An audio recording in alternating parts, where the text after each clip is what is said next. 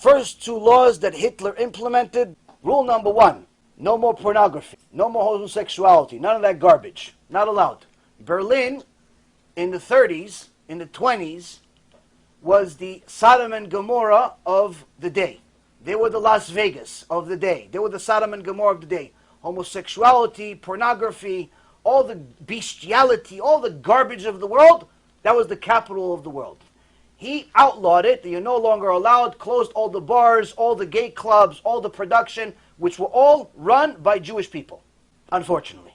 Second rule was, you're not allowed to charge interest. Now you would think, why? What does he care about interest? Well, because all the people that had the money, that lent the money out, were Jews.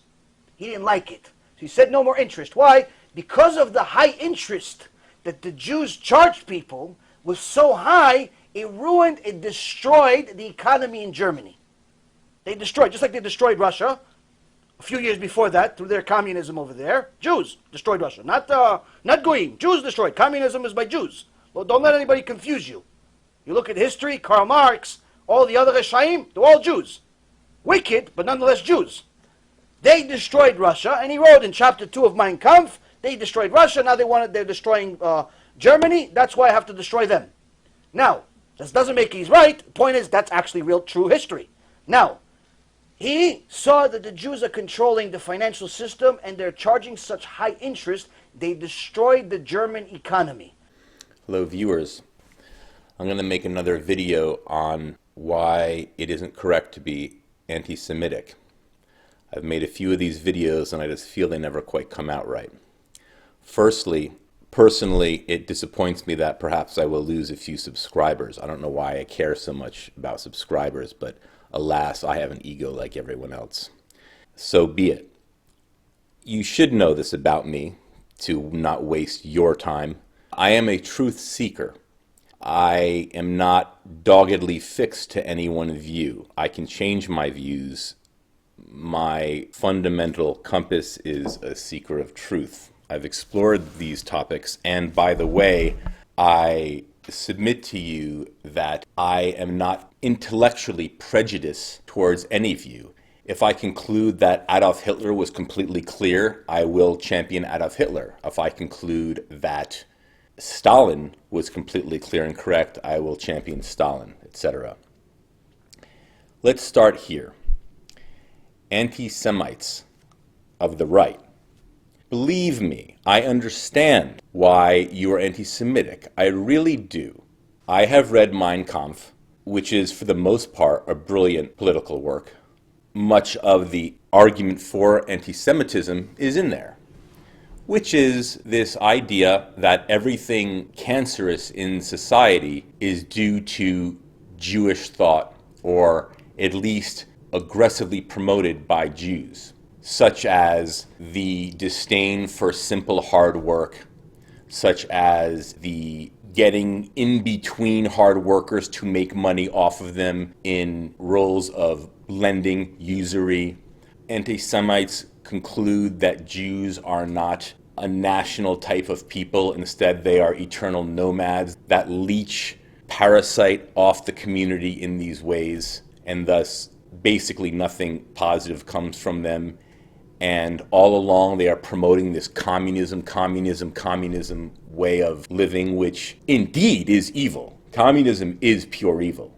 But the anti-Semitic point is communism was invented by Jews formally, and they continue to promote it. And although their official religion is Judaism, they seemingly promote nihilistic societal attitudes, such as, we don't care about any pillars of society. You don't have to get married. You don't have to issue pornography. A woman can have 1,000 sex partners before she gets married. Children don't have to obey their parents. Religion itself is a relic. All morality is relative, etc. And it seems as if you look for it, you will abundantly find, which is true, that so often Jews are the authors of direct, heinous political propaganda, which you can find, for example, at the New York Times, the Washington Post, the Huffington Post, etc., etc. To a limited, less penetrating extent, most of this is true. And indeed, I hate all leftists, and if they are foremost leftists, I hate Paul Krugman of the New York Times, all those people that are on those mastheads and on the authors of those articles. I hate them. I hate them so much. But now we can stop, and I can reveal to you the error of this thinking. And as an aside again, I know that it is annoying and intellectually strenuous to go into your read-only memory circuitry in your brain and try to redo this, because it would be such an effort to backtrack and correct. And maybe I am not as intelligent as I think I am, and I'm going to just lead you astray, and you have heard too many charlatans such as I might be, and it's much easier to click off the video. But for those of you that are still here, this is the resolution that cures anti-Semitism. It is not that Jews are just evil at all. At all. The problem is Jews are much too smart for their own good, for their own race's survival, interestingly enough. Jews are, in a certain way, like any other race, in that their brains can spiral off in these infinite ways, infinite complexities, infinite directions, and create not only tremendous good, but tremendous evil. And because they are so smart, the tremendous evil they create is much more potent.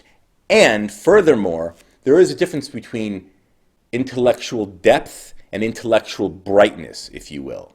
To further that analogy, I think I made this up. You can have a light bulb that has a deep, long filament that goes down like the roots of a tree and is all around in your mind. That's intellectual depth. I submit I have a lot of that. But then there's something called intellectual brightness, which is how bright the filament shines. Now, admittedly, I'm not that bright. I wish I was. You know who is an example of someone who's very bright like this? Ben Shapiro. And also Styx Hexenhammer 666. People who don't need to edit their videos because they speak so clearly and fluently and quickly. People who are very good at what is called speed chess. They're bright. Their light shines brightly. My light doesn't shine that brightly, very unfortunately, but I am very deep and I'm very intelligent in that way.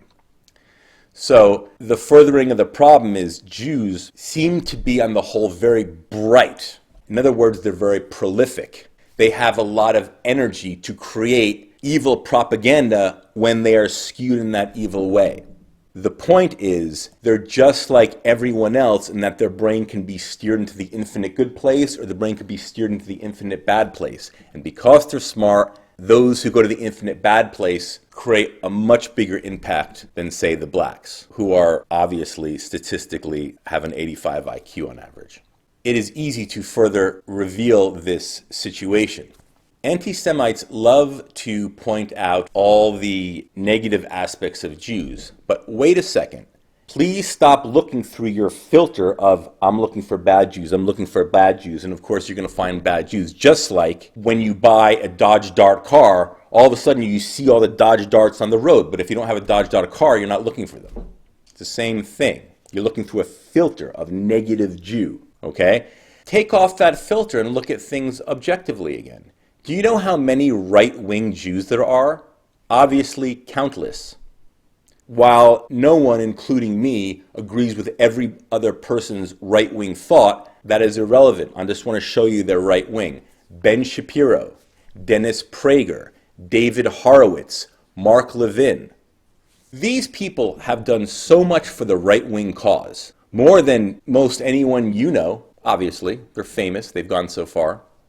Look at how articulate, look how much they've done with their media and their patience to assemble organizations, etc. Go look at David Horowitz's media. The biggest social problem we have in America is a rampant anti-white racism. It's genius, it's passionate, it's beautiful, it's defiant, it's courageous. He's a beautiful man, David Horowitz the Jew. Or do you disagree? Look at his videos. Look at how much Dennis Prager has done for the world. When people describe particularly evil individuals or regimes, why is it that they use the terms Nazi or fascist? but almost never communist. Given the unparalleled amount of human suffering communists have caused, why is communist so much less a term of revulsion than Nazi? Etc. And furthermore, look at how many left-wing whites there are. Why don't you start becoming anti-white if you hate communism? See? Basically, 1 in 2 whites are left-wing. So, if you want to look in that filter, you can very easily conclude that whites are destroying the world. Very easily, can't you? Look at them all, like Lawrence O'Donnell. How many whites voted for Biden in the 2020 election? Obviously, that was the biggest voting bloc that voted for him. Therefore, shouldn't you be anti-white? See? And finally, the fact is, and I'm very proud of this, I have Jewish friends since I was a boy, and they have stuck with me. They are very good people. I've had a lot of friends disappoint me and leave me by the wayside for various reasons. I have some Jewish friends who have not left me, and I have only a few friends because I piss a lot of people off and I choose my friends very selectively. I have a Jewish friend who, when I was arrested years ago, I had one phone call from jail, and I called him, and he was a lawyer, and he at 6 a.m. showed up in a tie and jacket to bail me out of jail. Me and this Jewish person, we did a lot of things that weren't that savory. In other words, this guy's in the level. He can joke about anything. I make anti-Semitic jokes to him because he knows I'm not serious. He can talk about anything right-wing that we can talk about. But of course, we're not anti-Semitic. He agrees with basically, I think, all of my views. All of them. He is a good, loving man to be deeply respected by anyone who is clear. And of course, there's more than just him around, obviously. So you're telling me that this beautiful, kind, clear man who supports right-wing causes, and I've been arguing with him in a good way about ethno-nationalism, which he may believe in. The case is still out for him, and that's good because he thinks thoughtfully.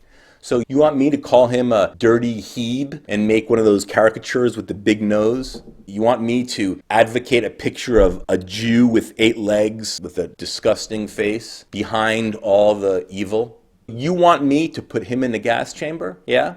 This extremely good man. As Jews are, and you know what? All people are.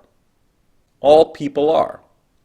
Now, once again, I know it is difficult to extricate ourselves from the morass of actual racism. I admit that daily, when I get in my political arenas, I feel racism boiling in me against Jews and against blacks, against Mexicans, against Middle Easterners. I feel it, and it comes out, and I start hating. It is difficult to walk a moral path and say, no, these blacks are not bad. They're wonderful people. They just have a low IQ, and they're being steered by the left to hate us and to believe in lies. And then they're out there in the Black Lives Matter beating white people up. They're just infected, man. They're infected with the cultural Marxism virus in their brain that has made them zombies. It is not their ethnicity, as you can always prove by all the white communists out there. So where is my incorrectness about what I am saying? How can you be an anti-Semite after digesting what I have said?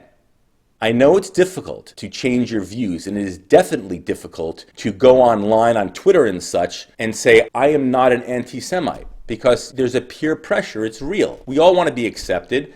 I feel that I am one of the strongest characters out there, and indeed I get swayed by peer pressure. It disgusts me. I think I should be the man of spiritual steel, but I find myself not defending Jews because I don't want to be rejected by my followers. So if I'm that way, how is everyone else? It's a sad thing. It's a difficult thing. And if I am wrong, if I am sincerely wrong, I can be wrong. I really can be. I don't have that problem where I have to defend myself at all costs because my ego is so dominant. I don't have it. I can be wrong. Maybe I should be an anti-Semite, and I'm wrong. I'd like to know why I'm wrong, but I am quite convinced that I am not wrong.